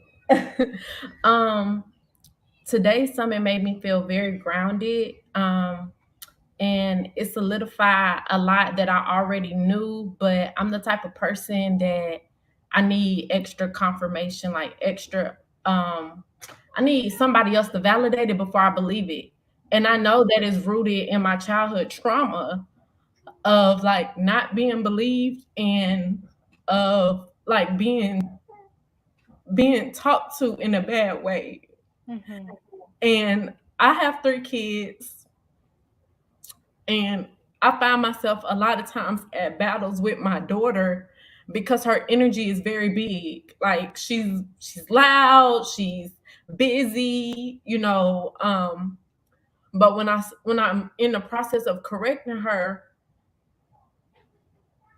I struggle a lot with not yelling at her and not like being like, oh my gosh, you're getting on my nerves and stuff like that, because that stuff deeply affected me as a child. A little of my background, I was born to a mother who's on drugs. I was adopted like an in-family adoption. So I wasn't even raised with my biological mom. I was raised with an aunt who I grew up calling mom. But she would never praise my things that I did right. But if I did something wrong, it was just the end of the world. Like, and it could be something small, like I waste something on my shirt and now you messy, I can't do nothing with you, nobody ever and I was always a messy child, so nobody was ever gonna love me. I was gonna never be able to find a husband because I was messy.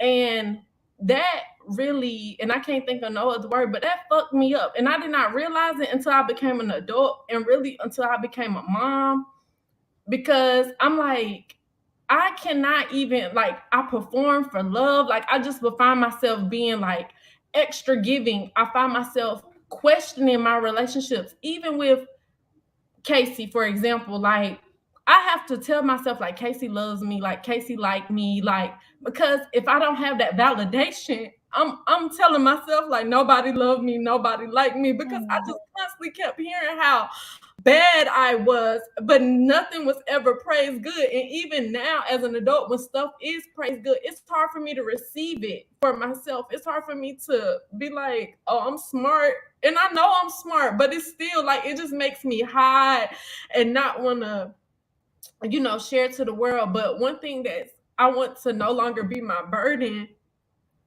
is a few years ago, I was raped by a family friend, and a lot of my family took the rapist side. And it wasn't oh, we believe him, but it was in ways of how they spoke to me, oh, I see why people don't believe you, or why would you do that? It just made me feel so bad. It made me feel so horrible. And I really wanted to die. But I was already a mama too. So I stuck it out, but I cannot even remember the days of caring for them because I had so much trauma. When I think back to the time, I'm I don't even remember what we ate or what we did. It's that part of my life is really blank. And I beat myself up now in the present as a mom because I just know I was so angry. I was just so mean and so cold to them because I just stopped talking to my family, so I didn't have no physical support anymore. I cut off my support because I'm just I can't allow y'all to make me feel like the rape was my fault. And I'm and to be honest, y'all never really made me feel loved. So that was just it for me. I was angry. I'm oh, this will do it. It's my inner child just came to the light. That just brought Little Raven forward. I'm oh shit, this remind me of how I felt when I was little.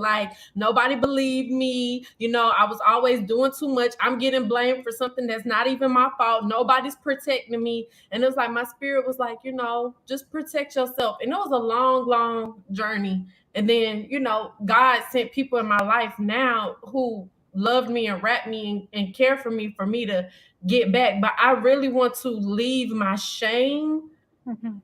I want to release that burden of feeling shameful of things that was not my fault. Raven, it was not your fault you was a crack baby. It was not your fault that you was yelled and screamed at, because I do understand that my aunt, who I call my mom, didn't have the tools to raise me, and that her snapping and that was trauma passed to her, being one of 17, being raised in Jim Crow era, all that type of stuff.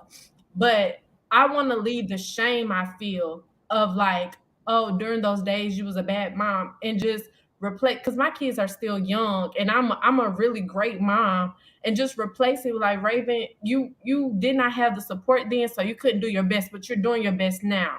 And just keep going, because sometimes I just get in this cycle of shame of feeling I'm just bad, and I'm really I just want to leave that in today and not take that forward, so I can continue to be a great mom to my kids, and a great partner to my partner, a great sister to my friends, because in my core of core, I know that I am that.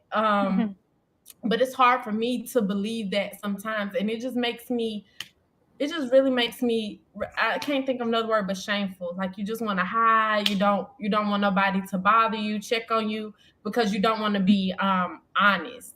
So I don't know if I answered all the questions in one thing, but that was a release, and I'm just thankful that you brought forth these questions of death to help me dig to that place, especially because fly here in a few weeks to see her grandkids for the holidays. And even that, right? Like she'd be like, I can't wait to spend time with them. And I'm like, what about me? Like, do you not want to spend time with me? Like, why you only calling, checking on the kids? Like, I'm a person. Like, I am somebody. If it's not for me, they wouldn't even be getting raised. And it just makes me feel so bad. But I want to release, like, just be like, girl, that's just how that lady is. And like, if you're gonna deal with her in this relationship, that's just how she is. I really want to just, release that expectation and just radical acceptance so I can move forward. Cause I feel like that's just, holding me back. I made peace with it, but that was one of the questions. Have you made peace with it? And I said, yes, I have, but I still have this void. And I'm scared that it's never gonna get filled of having the parent that I desire, having a mom that I truly wanted as a child, somebody a little more soft, a little bit more gentle and receptive and open to let me be who I was instead of trying to mold me and change me. I don't think I'm ever going to get that. And I've had peace with that, but I do wonder if I'm always going to feel a whole. But that's all. I don't want to keep ranting. Wow, Raven, thank you for that transparency and that vulnerability, because I know that was not easy to just bear all of that in front of all of us. And I truly, truly, truly thank you for that. There's a whole host of things that I would love to dig in with you, but I know we're limited on time. But one of the things that I would like to encourage you to think about is the possible transference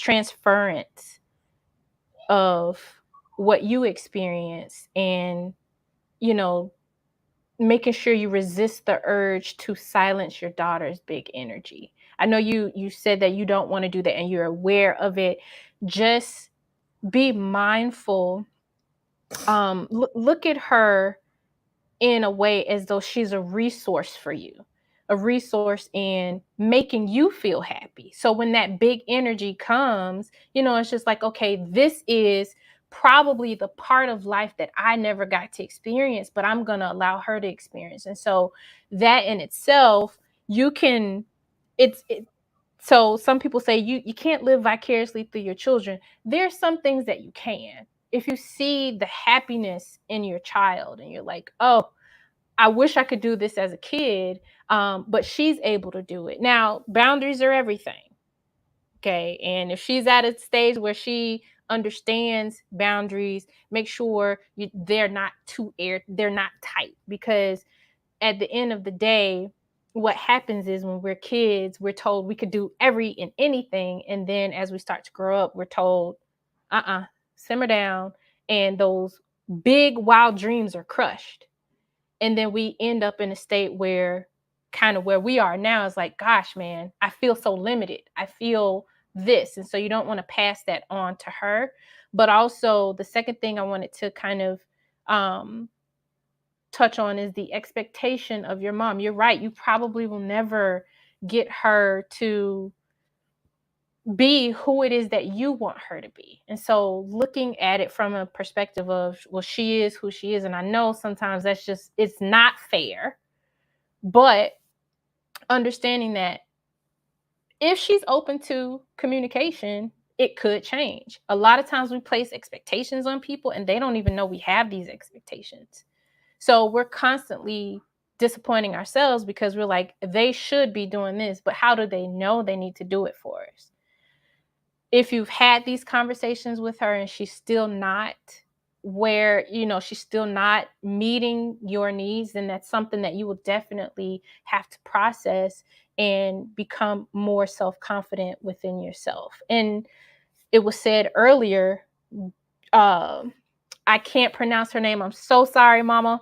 But she became what she didn't have. So that's what that healing process is all about. Healing is not a linear thing. It's not just straight to the moon on a unicorn. It is stages. It's all these things. But if you want to connect with me and we talk further, I will be happy to do that for you. And I again just thank you for laying that burden right here in front of us all to either just appreciate you more, learn you more, and honestly send you virtual hugs. That was very big of you. Thank you for that.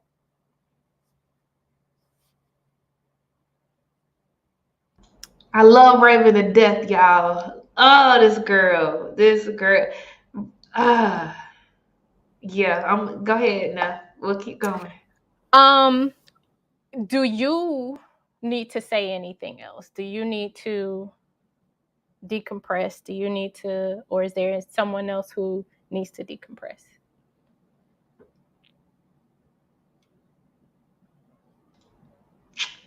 I'm just grateful for you, Neff.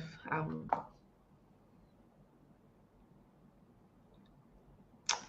so grateful for you. You know I love you, Mama. You know I love you. Love you too. I think these questions were phenomenal, right? And I think as I wrote answers for myself, as I listened to Raven talk, as I read the chat, I realized a lot of these experiences were born out of safety. The yearning for safety, right? Like when Raven sees it in her daughter, she can't help but to try to protect her daughter from the evil she experienced because of her big personality, right? I know that when my grandmother told me at 5, you being fast in front of these men in the store, she in her best wasn't great, right? But she was trying to protect me from things that happened to her. I know that. I know that. When I think about the way transgenerational trauma shows up in my life today, when you ask that question about how does it show up with our partners, how does it show up with our other generations, I thought about my friends, right? My old friends, and I thought about who I was when I came into this relationship, and intimidation was the word I wrote down. My grandmother intimidated me, and for safety, that is what I do, right? I know that if I make you afraid of me, right? If I seem like the big bad wolf, as much as that hurt me, I feel safer, right? So I appreciate you for asking questions in ways that just literally stripped us down to nakedness, right? Where we can see ourselves better first, and then be able to see other people for the humanness that they have. I think it's fire, but I'm gonna be quiet. I'm just grateful. I think we do have a person that wants to come up, Neff. Okay. It is Kayla Life, so I'm gonna bring her up if you're ready for her. Good. Okay. I think that's a yes. Good afternoon. Good afternoon. Hello, main characters. I'm a little upset because the storm happened. The devil tried to keep me from here. But God knew I needed to hear this today because this topic has been coming up a lot for me recently about my mom and my relationship with my mom and how I'm dealing with that right now, and recognizing her as a person as opposed to my mom, and what experiences she was going through with me at the age of 24. I'm 30 right now, right? My mom had me at 24. She was getting her master's and she was a single mother, right? She thought that she was going to have this perfect picture kind of life. And then it flipped on its head when she was told by my biological father's mother that he had 3 other kids before her and she had no idea. So that kind of thing right now at 30, I'm imagining myself in her shoes. Mm-hmm. And what she could have possibly been experiencing at that moment. I'm like, I can't even fathom having a child right now, period. Right? Like, I'm doing so much right now, and I can't fathom a child such as myself, rambunctious, loud, bigger than life, doesn't care what people tell her, gonna do her own thing anyway. And her life is literally flipping on its head. Right. And so a lot of those experiences that I realize I experienced is because she did the best she could with what she had. And one of the things that I mentioned in the chat was that I just did a reel about this, a YouTube short of, my mom being my greatest superhero, but also my greatest supervillain. Like, recognizing that she wasn't perfect and subsequently meant that I wasn't perfect. And now I'm angry because I'm looking at you as my superhero. and you don't have your shit together. What do you mean? Right? And so I'm grateful for this. I'm grateful for the alignment. I'm grateful for us just recognizing that we do have a responsibility to change what we've experienced, and even recognizing that my mother was only trying to be better than her mother.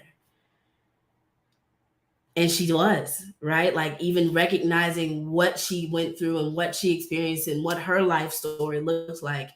Learning my mom now at the age of 55, right? And she's freshly divorced, it's a new experience for her. She's now experienced what she thought she should have been experiencing at 24.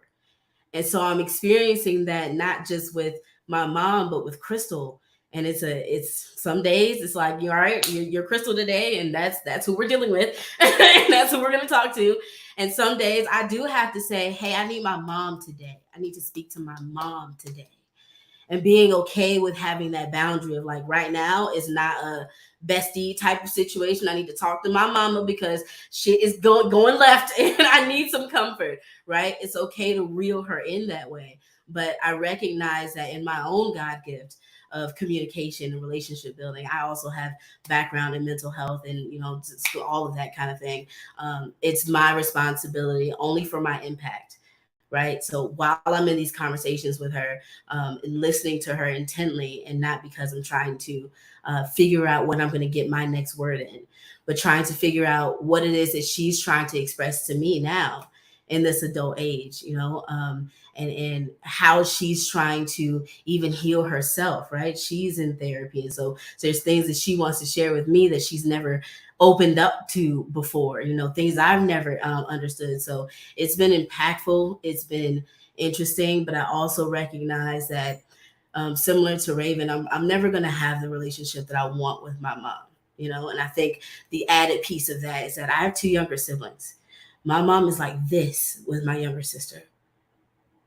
I and her are like, like we battle in between. So me recognizing that relationship and trying to figure that out, and then realizing that, whatever relationship I have with my mom is the one that I have, and one relationship my mom has with my sister is the one that she has, and my sister is not to blame for that, because I didn't realize I was holding up so much resentment towards my sister, who was just living life, and I feel bad about it because I am in the middle. I'm in the middle on all sides. I have like 3 sides of my family. I have my mom's side, my biological father's side, and my stepfather's side, right? And so I realized, like, growing up, like, I'm in this space where I felt so isolated. I felt so alone because I'm the only one with a last name like mine. I'm in a room full of people that are family, and I don't feel like family. And I felt like they moved me from my family, and I felt like they weren't caring about what happened to me. And now in my adult age, I'm like, wow, were just doing what they thought was best. They thought it was best for me to move. They thought it was better for me to have a new environment, to move me from what I knew. And they were right in a sense, but they are also wrong. And so that duality that happens with me, and even when I speak about my mom, I said to one of my clients the other day, like, it's a sense of trauma for me and healing for me to say my mom wasn't a bad mom. I don't even know why I have to preface that when I'm speaking about her. It's almost like I'm trying to still protect her. They say that she wasn't horrible, but things were happening to me that weren't okay. And things that I wanted to happen in my own safety, right? In my own mental, things that I needed to have talked to me about as a child, or even now as an adult, that things they still won't talk about. I need that. And if I don't get that, I have to be okay with what that looks like. And I have to forgive myself in the process for even holding that kind of trauma over her, right? And so I appreciate this. I know that whatever was happening in this storm today caused me to just come in at this moment. Shout out to you, Casey. Shout out to everyone that's here. And thank you. Thank you for this space, and thank you for even this topic. Thank you, Kayla. Whew. Well, Neff, I appreciate you. This was Everything. I knew it would be everything. And just so you all know, Neff is doing a journal wind down session tomorrow, because tomorrow, and it ain't even about motherhood tomorrow. It's not even about healthcare tomorrow. But baby, when I say we're going there, we're going there. Literally no longer my burden. We are hitting all of the dimensions of womanhood, right? Black womanhood. So tomorrow's gonna be a whole nother other thing. Okay. And we're gonna end the day with a journal wind down session called attachment. So definitely, y'all get what y'all need tonight. Hydrate, rest, all of these things that a medical professional could tell you better, but we got more ground to cover. Like Neff mentioned earlier, she does have a booth. Thank you, Nicole. She does have a booth, so if y'all want to kick it with Neff over in the Bob Black Market at her tables, definitely go over there. But there are a whole lot of folk out there waiting for y'all right now. Okay. Vendors, if you can hear the sound of my voice, use that feed now. Whatever y'all doing, whatever y'all giving away, whatever music y'all playing, whatever, use that feed at the top right so that folk can see you no matter where they are, okay? No matter where they are in the summit. If they're in the lounge, they can see you in the feed, okay? Number two, maybe this is number three. Never got me all dizzy over here thinking about my prompts. But number three, maybe, is if you all want to be notified when certain booths go live, when certain booths go live, go inside of their booth and just hit the notify me on the left side of their booth. Just hit the notify me button and you'll be notified when they're doing a broadcast in their space. Okay. And it's the final thing for real. And this is just a new challenge to y'all, because a lot of y'all want to connect and y'all acting scared. Okay. I'm gonna sound like my girl who was there earlier, Brittany, my St. Louis shawty. Y'all acting scared. Okay.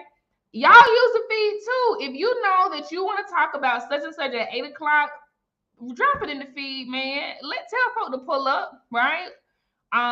If you want to meet up inside, now they didn't say this, but I'm telling you this. If you don't even want to meet inside a Neff booth at 7:30 because you feel safe in there, tell the people in the feed and y'all meet inside a Neff booth at 7:30. Okay. But definitely commune. This is free and open space. We're intentionally allowing y'all to roam as you please, because that is definitely in line with the summit. No longer my burden. We're taking the chains off. Just take up space, man. Just be. That's all I got. I'm in Tanzania in East Africa, so it's 1 a.m. for me, so I won't be in any booths. I'm about to go sleep with my babe. But y'all enjoy, have so much fun. We'll be back here at the top of tomorrow, same time, 4 more days. We know we're near done yet. I love y'all, and I just want to close out by saying, Raven, I love you so much, sis. I love you, love you, love you, love you, love you, love you, love you, love you, love you, love you, love you, love you, love you, sis. I'm so proud of you, not because of anything that you've done, but because you're here. You're here. Like the lifting of your finger is beautiful to me. The way you see the world is beautiful to me. The way your eyes dance when you laugh is beautiful to me. You are everything. I'm so proud of you because you're here. You're here. You're here. You're here. You won't get there late, sis. Whatever there is, you won't get there late. Don't worry. You'll be right on time every single place that your feet touch, every hug that you encounter in your life. I tell you it's a lot. I'm gonna tell you again, you've not met all the people in your life who are gonna love you. Okay, so just keep going, mama. All right, y'all. Neff has turned her camera off, so she's headed over to the booth. Y'all definitely go check her out. Okay, I'm going to bed. I'll see y'all in the morning. Love and light. Bye.